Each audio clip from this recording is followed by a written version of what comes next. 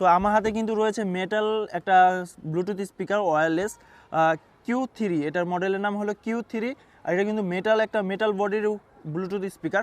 তো এটা চলেন আমরা আনবক্সিং করে দেখি কি অবস্থা, এটার এর ভিতরে কী কী রয়েছে।